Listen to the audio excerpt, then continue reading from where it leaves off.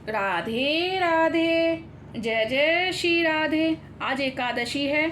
आज ज्येष्ठ मास की अपरा एकादशी है और आज हम नारायण कवच का पाठ कर रहे हैं। आप भी सुनिए। अथ श्री नारायण कवच।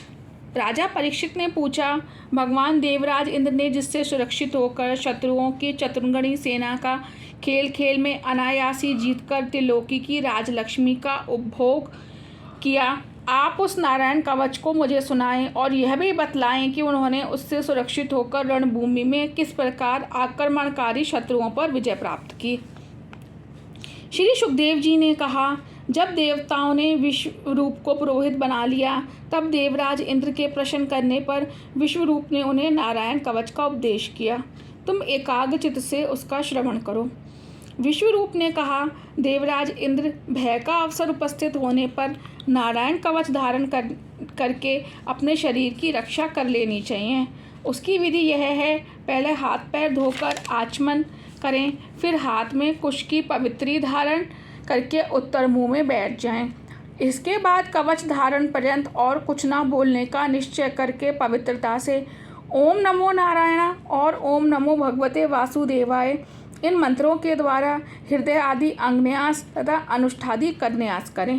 पहले ओम नमो नारायण इस अष्टाक्षर मंत्र के ओम आदि 8 अक्षरों में क्रमश पैरों, घुटनों, जांघों, पेट, हृदय, वक्षस्थल, मुख और सिर में न्यास करें, अथवा पूर्वोक्त मंत्र के यकार से लेकर ओमकार पर्यंत 8 अक्षरों का सिर से आरंभ करके उन्हीं 8 अंगों में विपरीत क्रम से न्यास करें। तदंतर ओम नमो भगवते वासुदेवाय इस 12 अक्षर मंत्र के ओम आदि 12 अक्षरों का दाईं तर्जनी से बाईं तर्जनी तक दोनों हाथ की 8 उंगलियां और दोनों अंगूठों की 2-2 गांठों में न्यास करें। फिर ओम वैष्णवे नमः इस मंत्र के पहले अक्षर ओम का हृदय में, वी का भ्रमरांध्र में, श का बोहों के बीच में, रा का चोटी में, वे का दोनों नेत्रों में और ना का शरीर की सब गांठों में न्यास करें। तदंतर ओम म अस्त्राय फट कहकर दिग्बंध करें। इस प्रकार न्यास करने से इस विधि को जानने वाला पुरुष मंत्र स्वरूप हो जाता है। इसके बाद समग्र ऐश्वर्य, धर्म, यश, लक्ष्मी, ज्ञान और वैराग्य परिपूर्ण इष्टदेव भगवान का ध्यान करें और अपने को भी तदरूप ही चिंतन करें। तत्पश्चात विद्या, तेज और तप स्वरूप इस कवच का पाठ करें। भगवान श्री हरि गरुण जी की पीठ पर अपने चरण कमल रखे हुए हैं। अरिमादि 8 सिद्धियां उनकी सेवा कर रही हैं। 8 हाथों में शंख, चक्र, ढाल, तलवार, गदा, बाण, धनुष और पाश धारण किए हुए हैं। वही ओमकार स्वरूप प्रभु सब प्रकार से सब ओर से मेरी रक्षा करें।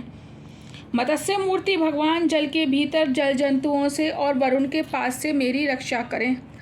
माया से ब्रह्मचारी का रूप धारण करने वाले वामन भगवान स्थल पर और विश्वरूप श्री त्रिविक्रम भगवान आकाश में मेरी रक्षा करें।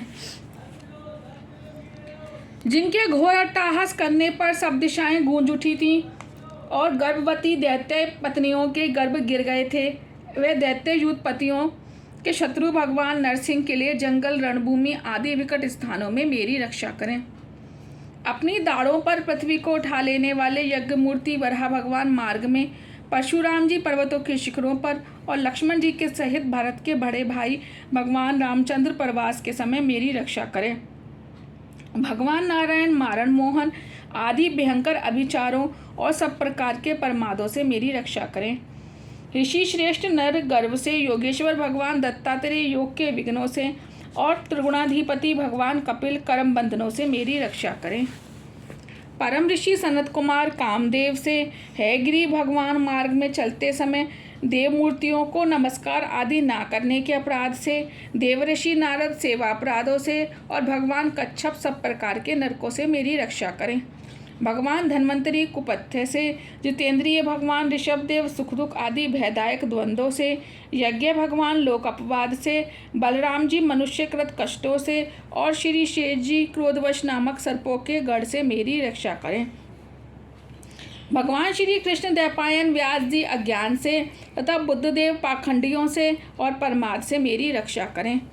धर्म रक्षा के लिए महान अवतार धारण करने वाले भगवान कल्कि पाप बहुल कलिकाल के दोषों से मेरी रक्षा करें।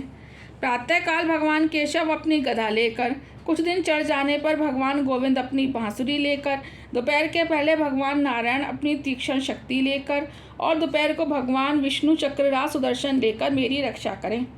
तीसरे पहर में भगवान मधुसूदन अपना प्रचंड धनुष लेकर मेरी रक्षा करें।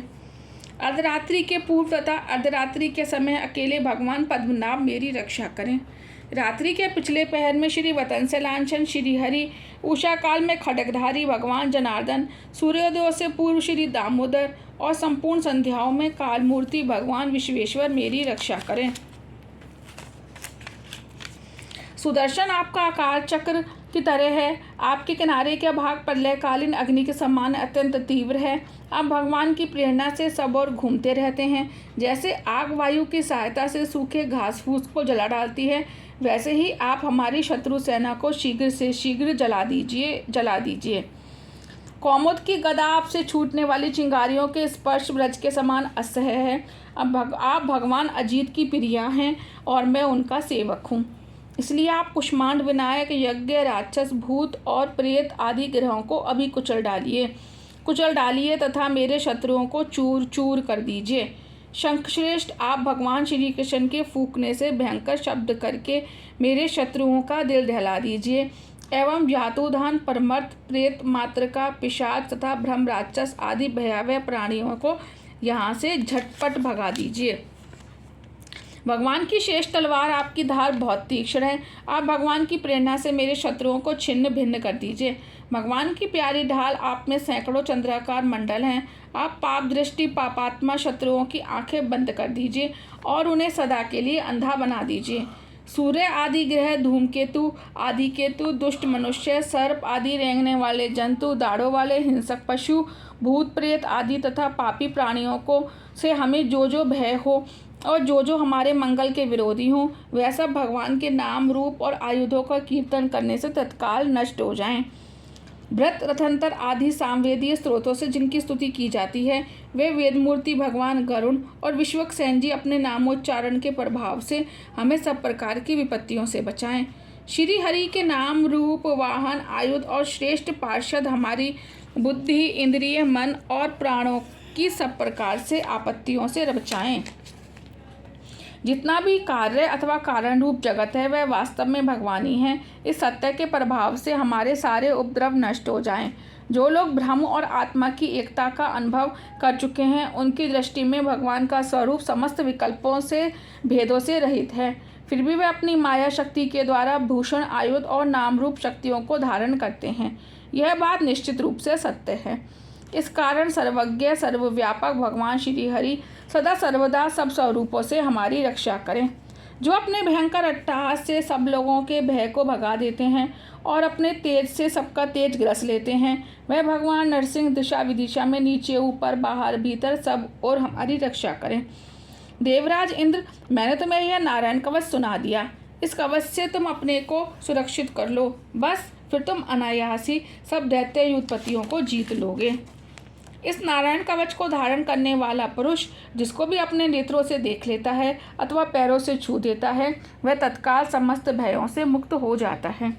जो इस वैष्णवी विद्या को धारण कर लेता है, उसे राजा, डाकू, प्रेत, पिशाच आदि और बाघ आदि हिंसक जीवों से कभी किसी प्रकार का भय नहीं होता। देवराज, प्राचीन काल की बात है, एक कौशिकी गोत्र ब्राह्मण ने इस विद्या को धारण करके योग धारण से अपना शरीर मरुभूमि में त्याग दिया। जहाँ उस ब्राह्मण का शरीर पड़ा था, उसके ऊपर से एक दिन गंधर्वराज चित्ररथ अपनी स्त्रियों के साथ विमान पर बैठकर निकले। वहाँ आते ही वे नीचे की ओर सिरकिए विमान सहित आकाश से पृथ्वी पर गिर पड़े। इस घटना से उनके आश्चर्य की सीमा ना रही। जब उन्हें वाल्खिल्य मुनियों ने बतलाया कि यह नारायण कवच धारण करने का प्रभाव है, तब उन्होंने उस ब्राह्मण देवता की हड्डियों को ले जाकर पूर्व वाहिनी सरस्वती नदी में प्रवाहित कर दिया और फिर स्नान करके वे अपने लोक को गए। श्री सुखदेव जी कहते हैं, परीक्षित, जो पुरुष इस नारायण कवच को समय पर सुनता है और जो आदर पूर्वक इसे धारण करता है, उसके सामने सभी प्राणी आदर से झुक जाते हैं और वह सब प्रकार के भयों से मुक्त हो जाता है।